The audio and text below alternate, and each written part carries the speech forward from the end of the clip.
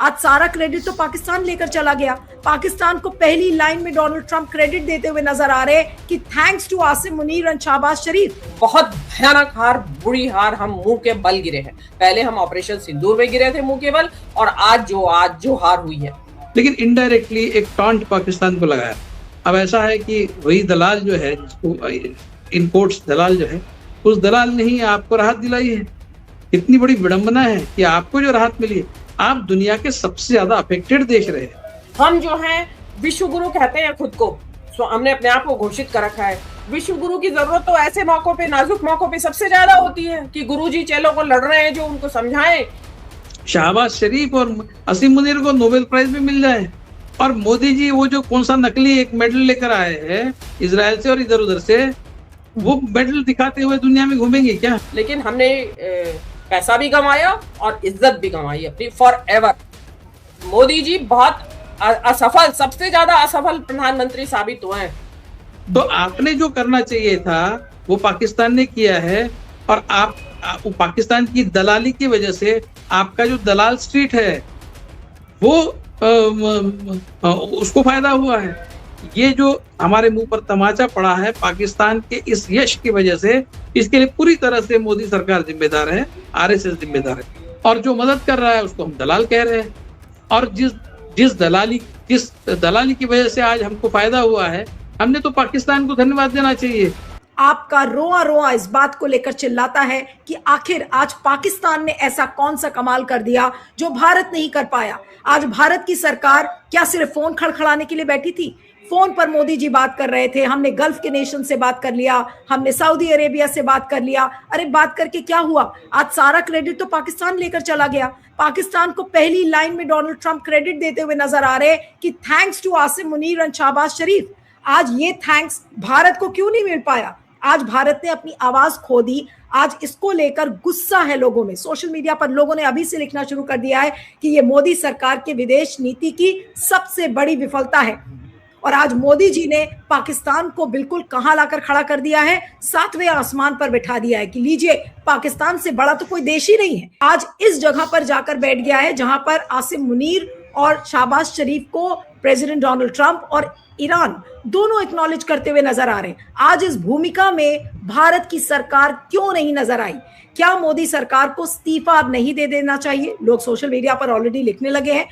लेकिन line of defence क्या होगा? अपने आप को कैसे बचाएंगे जयशंकर, मोदी जी के मंत्री, या कोई भी जर्नलिस्ट जो सवाल करने वाला जर्नलिस्ट है? अगर आज मोदी सरकार से ये सवाल करेगा, मुझे पता नहीं कितने जर्नलिस्ट करेंगे, लेकिन आज क्या रिएक्शन होगा सरकार का? उनके लाइन ऑफ डिफेंस में क्या बोलेंगे? जी नीलू जी, देखिए, आज पाकिस्तान का नाम इतिहास के पन्नों में दर्ज हो गया है। पाकिस्तान का रही बात, आपने पाकिस्तान के संदर्भ में पूछा, तो हमारे लिए जो इस देश के जो सरकार है वर्तमान, भाजपा सरकार, मोदी सरकार, उनकी कूटनीति की, विदेश नीति की बहुत भयानक हार, बुरी हार, हम मुंह के बल गिरे हैं। पहले हम ऑपरेशन सिंदूर में गिरे थे मुंह के बल, और आज जो हार हुई है, इस क्यों हार हुई है, हम क्यों कह रहे हैं, हम दर्शकों को समझाना चाहते हैं कि हम क्यों कह रहे हैं कि भारत के लिए बड़ा शर्मसार होने का दिन है।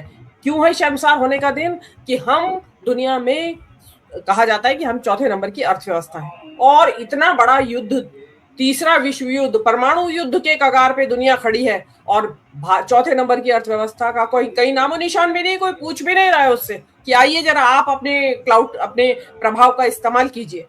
वो हमें कोई पूछ नहीं रहा है। हम ब्रिक्स के चेयर हैं इस साल। हम जो हैं विश्व गुरु कहते हैं खुद को, हमने अपने आप को घोषित कर रखा है। विश्व गुरु की जरूरत तो ऐसे मौकों पे, नाजुक मौकों पे सबसे ज्यादा होती है कि गुरुजी चेलों को लड़ रहे हैं, जो उनको समझाएं कि भाई मत लड़िए, आइए टेबल पे बैठिए। और दोनों देश, इजराइल एंड ईरान, दोनों एशिया के देश हैं, और हम अपने आप को एशिया यानी ग्लोबल साउथ का लीडर कहते हैं, मानते हैं हम। और हम बोल ही नहीं रहे, हम चुप्पी साधे बैठे हैं। हमने ये इक्वी डिस्टेंस रखी नहीं। हमारा तो फर्ज ये होना चाहिए था कि जिस दिन ये युद्ध शुरू हुआ था, दोनों से बराबर डिस्टेंस, ना हम इजराइल के साथ है ना हम ईरान के साथ है। लेकिन जैसा अभी बताया गया कि हम तो 48 आवर्स बिफोर ये जो युद्ध शुरू हुआ, उससे पहले हम वहाँ हमलावर देश के यहाँ बैठे हुए थे, चाय पानी पी रहे थे, उसके हम उनकी मेहमानबाजी स्वीकार कर रहे थे। उसके मतलब आपको तो साफ साफ क्यों, और आपको ईरान ने मना कर दिया भाई, ईरान ने कैसे एक्सेप्ट कर लिया पाकिस्तान को? पाकिस्तान भले ही उनका पड़ोसी है, बताया जाता है कि जैसा कि भौगोलिक परिस्थितियां कहती है 900 किलोमीटर लंबा उनका बॉर्डर शेयर करते हैं वो लोग आपस में। तो आपको तो आपकी जो एक क्वालिफिकेशंस थी, जो कि आप क्वालिफाई कर रहे थे मीडिएटर होने के लिए, वो आपने सब गंवा दी। आप यूक्रेन पहुंच गए, तो पहुंच गए आप युद्ध का फैसला करने के लिए, और यहाँ आपके पड़ोस में ईरान से, जो ईरान में जो परमाणु युद्ध की बात हो रही थी नीलू जी, अगर ईरान में परमाणु बम छूटता तो ईरान से गुजरात का जो एरियल डिस्टेंस है वो बहुत ज्यादा नहीं है।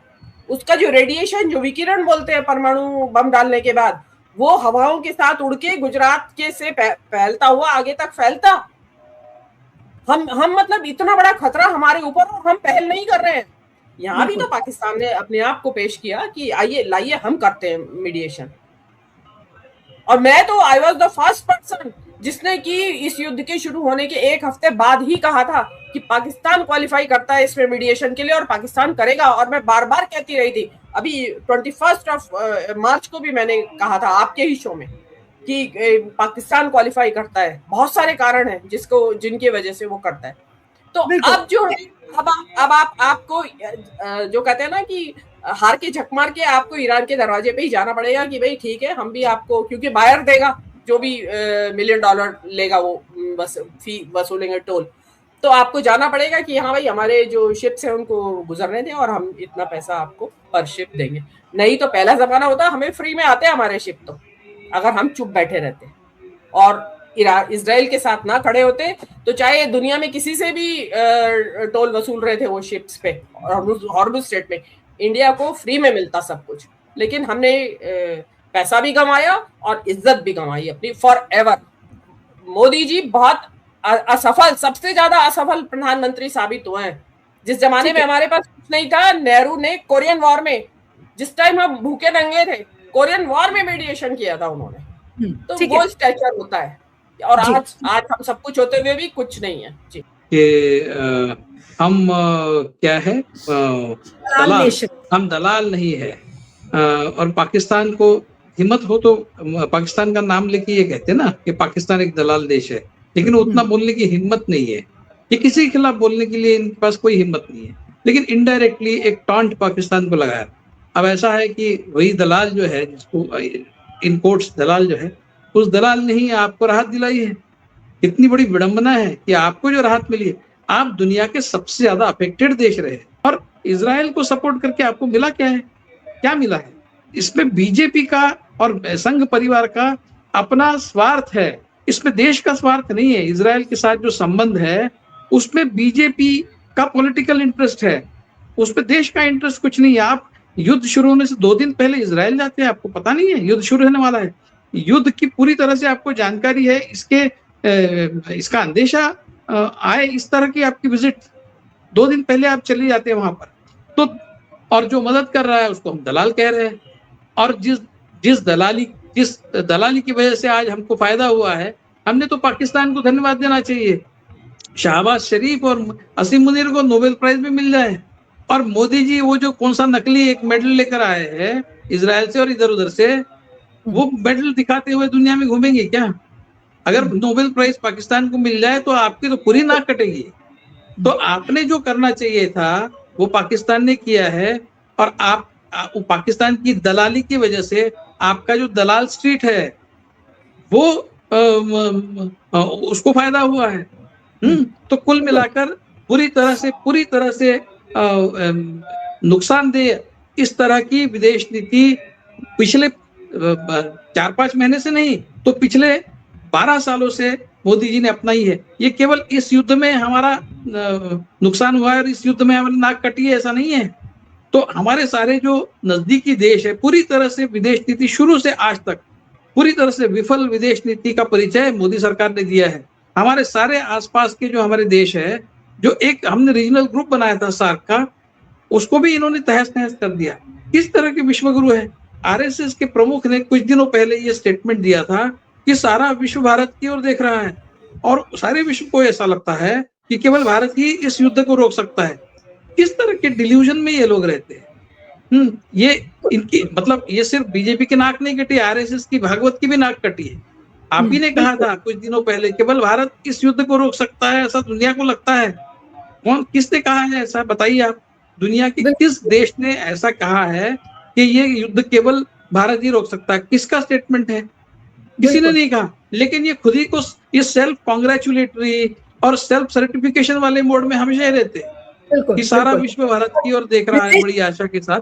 ऐसा कुछ नहीं है। पूरी तरह से विफल विदेश नीति के तहत आज हमको ये दिन देखना पड़ रहा है। ये जो हमारे मुंह पर तमाचा पड़ा है पाकिस्तान के इस यश की वजह से, इसके लिए पूरी तरह से मोदी सरकार जिम्मेदार है।